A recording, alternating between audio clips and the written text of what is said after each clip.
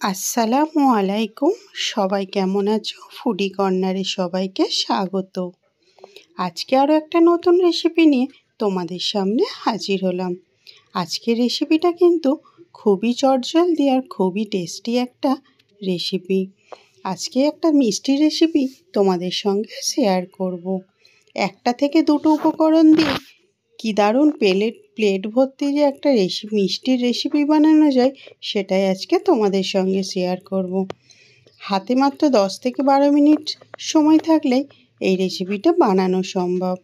আর এই রেসিপিটা দেখার পুরোপুরি অনুরোধ রইল তোমাদের কাছে। কোথাও স্কিপ করলে কিন্তু বুঝতে পারবে না এত সুন্দর একটা বরফি রেসিপি কিভাবে বানালাম। চলে যাব মূল রেসিপিতে।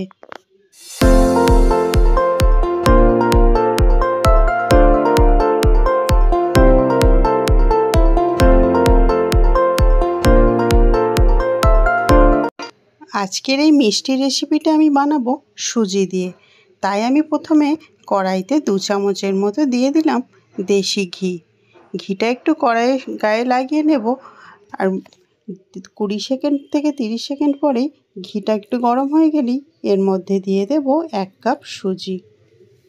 সুজিটা তোমরা কিন্তু বাড়িয়ে কমিয়ে নিতে পারো। গ্যাসের ফ্লেমটাকে লো রেখে সুজিটা কিন্তু অনবরত ঘিয়ের সঙ্গে ভেজে নিতে হবে 5 থেকে 7 মিনিট। এমনভাবে ভাজতে হবে যেন সুজিটা কোনোভাবেই না লাল হয়ে যায়। গ্যাসের ফ্লেমটাকে লো রেখে অনবরত কিন্তু হাতাটাকে নাড়িয়ে যেতে হবে, না হলে কিন্তু তলার দিকগুলো লাল হয়ে যেতে পারে। অনেকক্ষণ ভাজার পর এর ওপরে আমি দিয়ে দিলাম 2 থেকে আড়াই চামচের মতো পাউডার দুধ। এই সময় কিন্তু গ্যাসের ফ্লেমটা বন্ধ করে দিতে হবে। আর পাউডার দুধটা আমার দেওয়ার সঙ্গে সঙ্গে কিন্তু এই রকম হয়ে গেছে। তাই তোমরা সুজিটা একটু ঠান্ডা হলে পাউডার দুধটা মেশাবে। সঙ্গে সঙ্গে দিলে এরকম হয়ে গেলে ভয়ের কিছু কারণ নেই। এটা কিন্তু পরে আবার ঠিক হয়ে যাবে। ভাজা সুজিগুলো আমি এবারে একটা প্লেটে নামিয়ে নেব। এবার ওই কড়াইয়ের মধ্যেই দিয়ে দেব আমি এখানে যতটা পরিমাণ সুজি নিয়েছি ঠিক ততটা পরিমাণে চিনিটা কড়াইয়ের মধ্যে দিয়ে দিলাম। আর সম পরিমাণে দিয়ে দিলাম এখানে জল। আমি আজকের এই সুজির বরফিটা কিন্তু খুব শক্তভাবে বানাবো না, হালকা নরম রেখে কিন্তু বানিয়ে ফেলবো। এই চিনির ওপরে দিয়ে দিলাম একটা তেজপাতা আর 2টো এলাচ। খুব শক্ত করে বানালে তাহলে কিন্তু বাচ্চারা খেতে অসুবিধায় পড়ে যায়। তাই একটা বাচ্চাদের জন্য বানাতে গেলে এই মিষ্টির রসটাকে খুব ঘন করা যাবে না। মিষ্টির রসটা একটু পাতলা থাকতে থাকতেই সুজিটাকে এইভাবে দিয়ে দিতে হবে।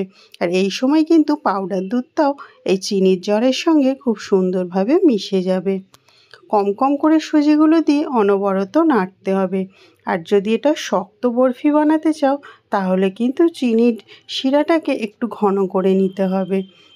এক্ষেত্রে কিন্তু সুজির কাটলিগুলো বা বরফিগুলো খুব শক্ত হয়ে যাবে তাড়াতাড়ি। আর বাচ্চাদের জন্য যদি বানাতে চাও তাহলে কিন্তু একটু নরম রেখে যদি বানাও তাহলে একটু চিনির শিরাটা পাতলা থাকতে থাকতে সুজিগুলোকে দিয়ে অনবরত নেড়ে যেতে হবে লো ফ্লেমে। খুব বেশি আমি শক্ত করব না, তাই আমি এই অবস্থাতেই নামিয়ে নেব। তেজপাতাটা এই পর্যায়ে তুলে নিতে হবে। একটা প্লেটে আমি ঘি মাখিয়ে রেখে দিয়েছি। আর সেই প্লেটের উপরে এই গরম সুজিটাকে সঙ্গে সঙ্গে ঢেলে দিতে হবে। ঠান্ডা যত হয়ে আসবে তত কিন্তু সুজিটা শক্ত হয়ে যেতে থাকবে।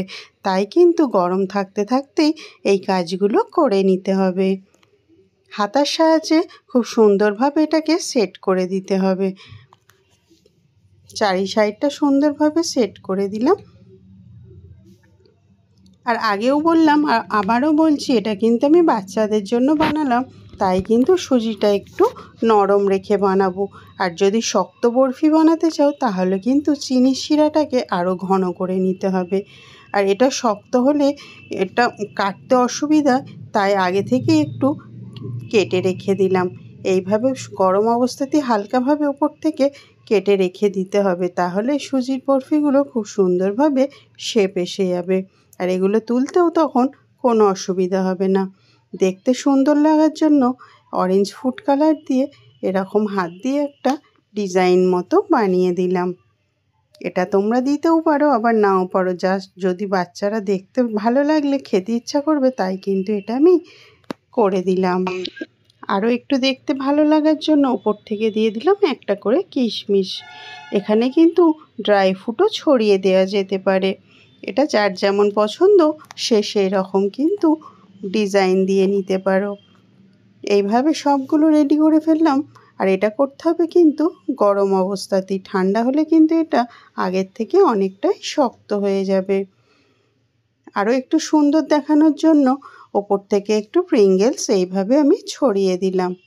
আর এটাকে কিন্তু প্রায় 10 থেকে 12 মিনিট নর্মাল ফ্রিজে রেখে দিলে এটা অনেকটা শক্ত হয়ে যাবে। 10 থেকে 12 মিনিট রেখেছিলাম। আর আমি ছুরি দিয়ে কিন্তু আবারও একবার এইরকম করে কেটে নেব, তাহলে এগুলো তুলতে খুবই সুবিধা হবে। আর আজকের বরফিগুলো কিন্তু আমি খুব শক্তভাবে বানাইনি। আর তোমরা যদি শক্ত সুজির বরফি কিভাবে বানাই দেখতে চাও তাহলে কিন্তু আমার চ্যানেলে আগেও একটা ভিডিও দেওয়া আছে।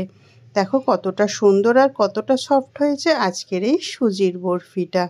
মাত্র দুটো উপকরণ দিয়ে প্লেট ভর্তি কিন্তু বরফি রেডি হয়ে গেল। আজকের ভিডিওটা এখান পর্যন্তই, দেখা হবে পরের ভিডিওতে। আল্লাহ হাফেজ।